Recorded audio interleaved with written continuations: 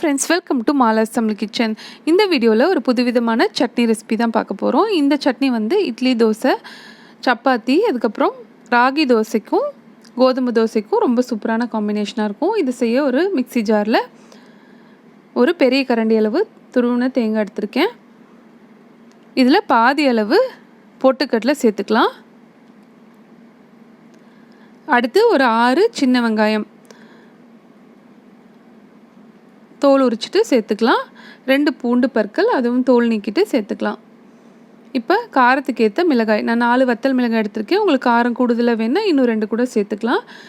Next இப்போ சுவைக்கேற்ப உப்பு சேர்த்துட்டு ஒரே ஒரு தக்காளி பழத்தை ரஃபாக சாப் பண்ணி சேர்த்துக்கலாம். நான் இன்றைக்கி வந்து புளிப்பாக இருக்க நாட்டு தக்காளி எடுத்திருக்கேன். புளிப்பு இல்லாத பெங்களூர் தக்காளி எடுத்திங்கன்னா ஒரு சின்ன நெல்லிக்காய் சைஸ் அளவு புளியும் சேர்த்து கொஞ்சம் கொஞ்சமாக தண்ணி விட்டு நைஸாக இந்த சட்னியை அரைச்சி எடுத்துக்கலாம். நெக்ஸ்ட் இப்போ தாளிப்பு பேனில் ஒரு 1/2 டேபிள் ஸ்பூன் அளவு எண்ணெய் சேர்த்துக்கிறேன், நல்லெண்ணெய். அது காஞ்சதும் 1/4 டீஸ்பூன் கடுகும் 1 டீஸ்பூன் அளவு உளுத்தம்பருப்பும் சேர்த்து இதெல்லாம் பொரிஞ்சு வரும்போது கொஞ்சமாக பெருங்காயமும் ஒரு கொத்தளவு கருவேப்பிலையும் சேர்த்து தாளித்து இந்த சட்னியோடு சேர்த்து சூடான இட்லியோடையோ தோசையோடையோ சர்வ் பண்ணிங்கன்னா சூப்பராக இருக்கும்.